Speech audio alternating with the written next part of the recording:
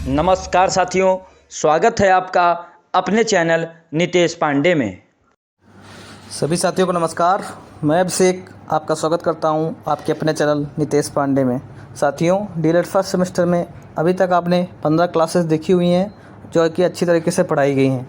अगर आप उन कक्षाओं को नहीं देखे हैं तो ऊपर आई बटन पर लिंक लगा है, वहां से जाके आप उन कक्षाओं को देख सकते हैं। हमारे चैनल पर प्लेलिस्ट बनी हुई है अच्छे से, तो आप सारी कक्षाओं को शुरुआत से आखिरी तक सारी कक्षाओं को देखिए। वहाँ से आपका पेपर 100% उन्हीं कक्षाओं में से फंस जाएगा।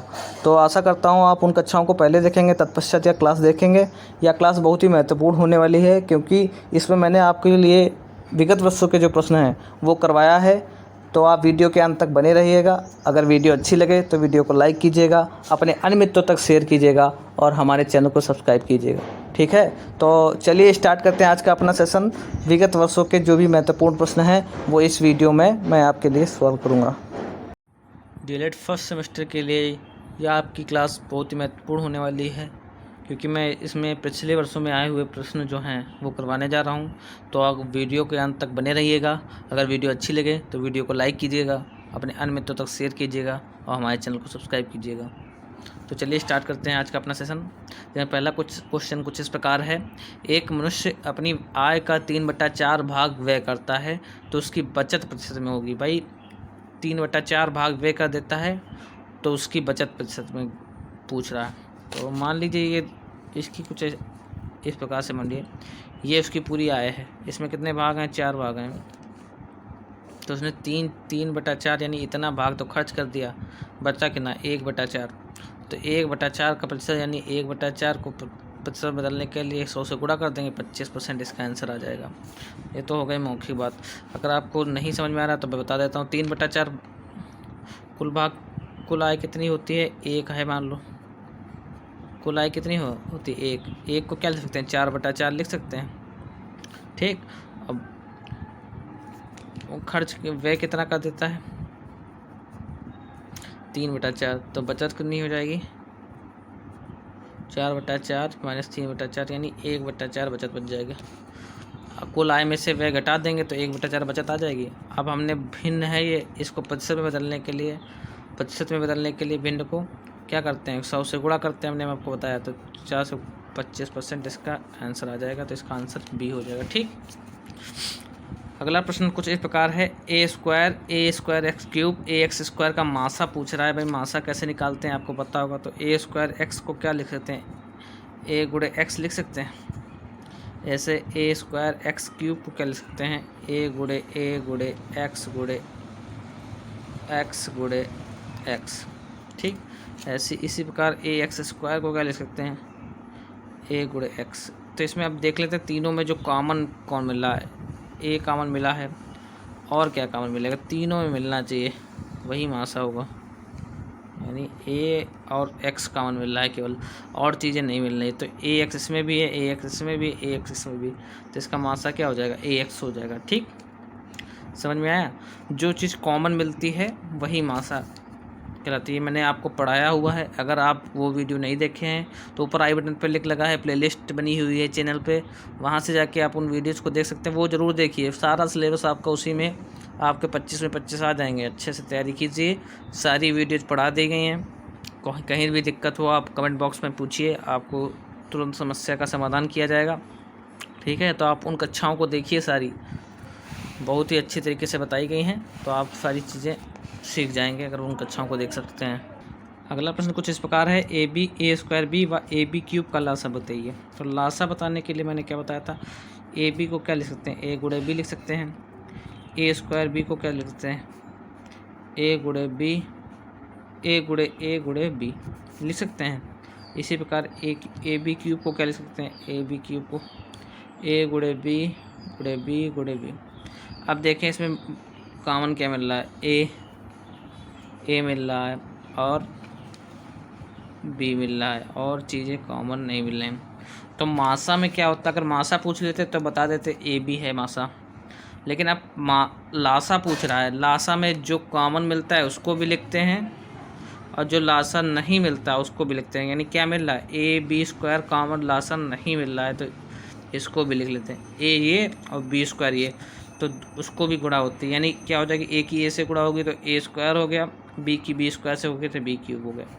तो ये आपका मासा लासा हो गया ए स्क्वायर बी क्यूब। ये आपका आंसर नंबर डी इसका सही हो जाएगा। ठीक, एक रेलगाड़ी जिसकी लंबाई 270 मीटर है एक खंबे को 9 सेकंड में पार कर लेती है, तो उसकी 4 किलोमीटर प्रति आवर में। ये बहुत ही महत्वपूर्ण प्रश्न है, आपकी परीक्षा में देखा गया है, तो इस प्रश्न को ध्यान से देखिएगा। ये भाई कोई एक रेलगाड़ी थी, ठीक, तो उसकी लंबाई कितनी है भाई, 270 मीटर, 270 मीटर इसकी लंबाई।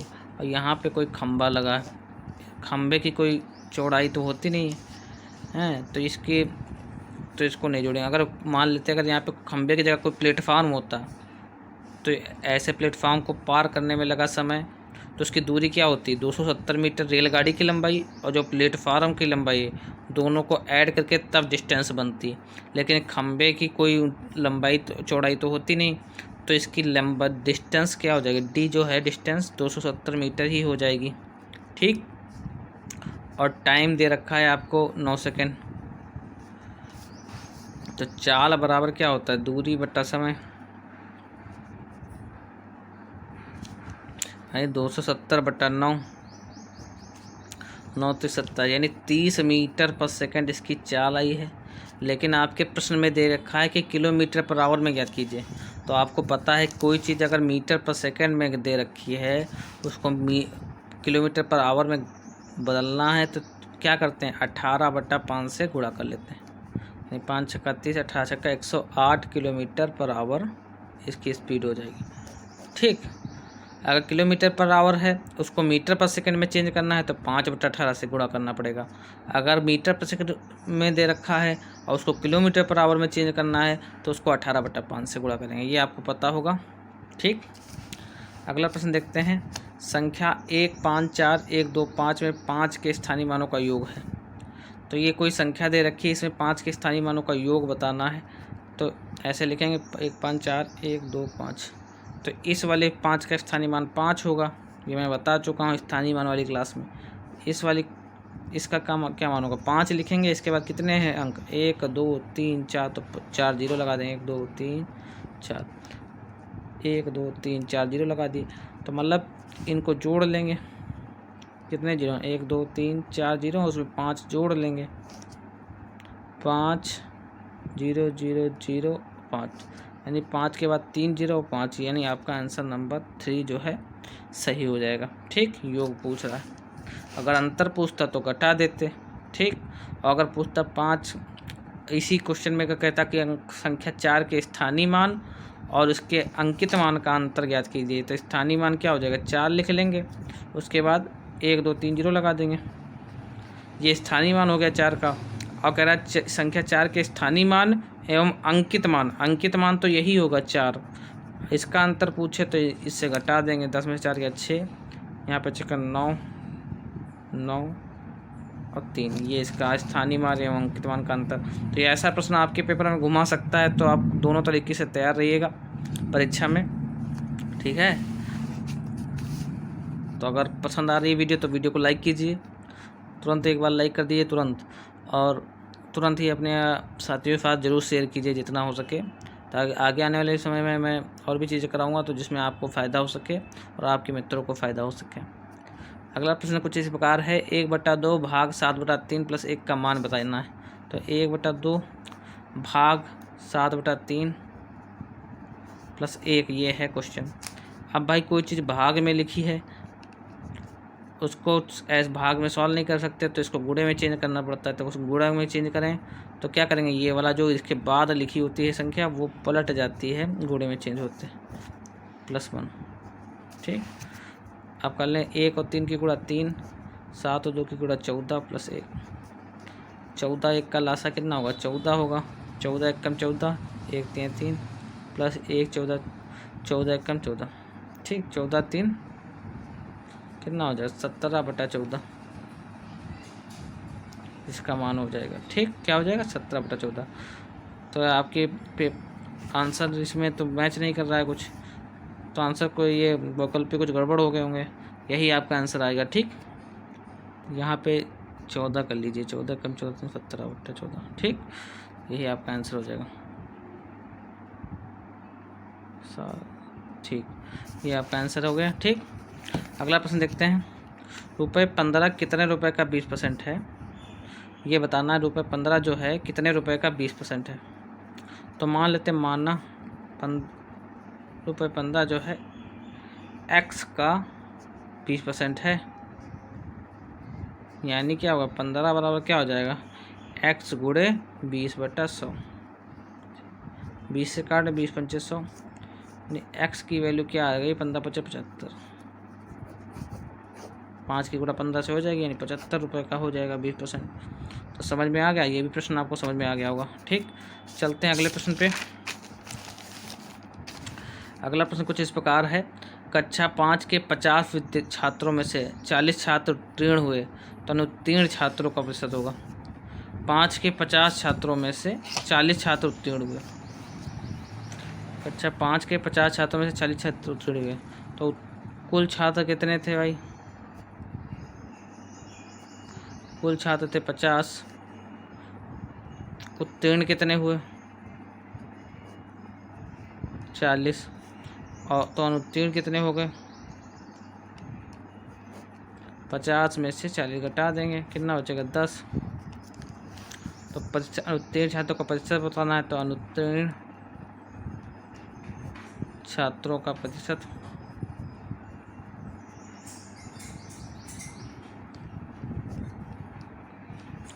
अनुत्तीर्ण छात्र थे 10 थे, कितने 10 थे, और कुल कितने में थे 50 में, यानी 10/50, यानी 1/5, और प्रतिशत के लिए 100 से गुणा कीजिए, यानी 5 दूनी 10, यानी 20% छात्र जो हैं अनुत्तीर्ण छात्र थे।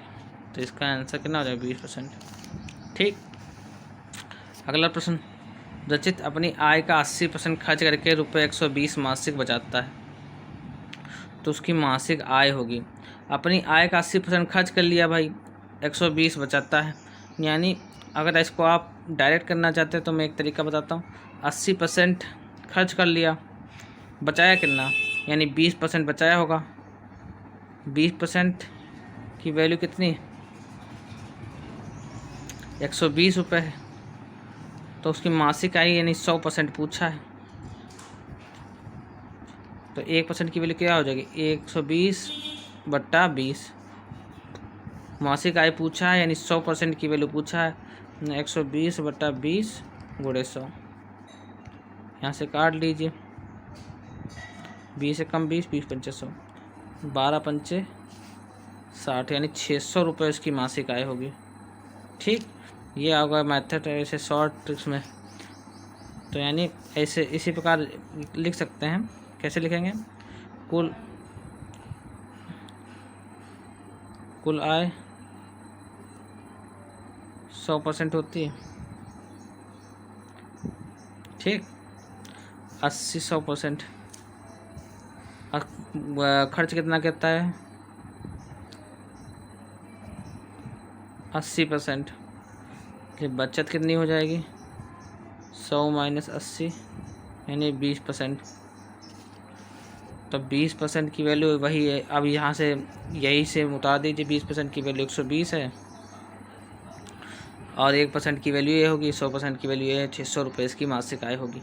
ठीक, तो ये थे आपके प्रश्न। अब आपके में कुछ बचा नहीं है आपके सिलेबस में ज़्यादा कुछ, तो जितनी भी चीज़ें हैं मैंने बता दी हैं। अब बहुत ही सिंपल, अब 4+2 तो नहीं बताएंगे कि कितना होगा, बहुत ऐसे ही प्रश्न आपके पेपर में आते हैं। तो इसी प्रकार से सारी चीज़ें आप सॉल्व कीजिए। जो भी चीज़ें दिक्कत लग रही हैं वो आप कमेंट बॉक्स में पूछिए, मैं आपका निराकरण करूँगा सारी चीज़ों का, और आपका पेपर भी सॉल्व कराऊँगा कि पिछले वर्ष में कैसा पेपर आया था। तो आप बताइए कमेंट बॉक्स में आपको कहाँ दिक्कत लग रही है, वो सब चीज़ें बताइए, तो उसको मैं आपके कोशिश करूँगा कि वो सारी चीज़ें आपकी सॉल्व करा दी जाएँ। ठीक है, तो कमेंट बॉक्स में बताइएगा कि कौन सा टॉपिक आपको और पढ़ना है, जहाँ पे आपको दिक्कत हो रही है। ठीक, तो अगर वीडियो अच्छा लगा है तो वीडियो को लाइक कीजिए, अपने अन्य मित्रों तक जरूर शेयर कीजिए, और हमारे चैनल को सब्सक्राइब कीजिए। तो चलिए मिलते हैं अगली कक्षा में, तब तक के लिए नमस्कार।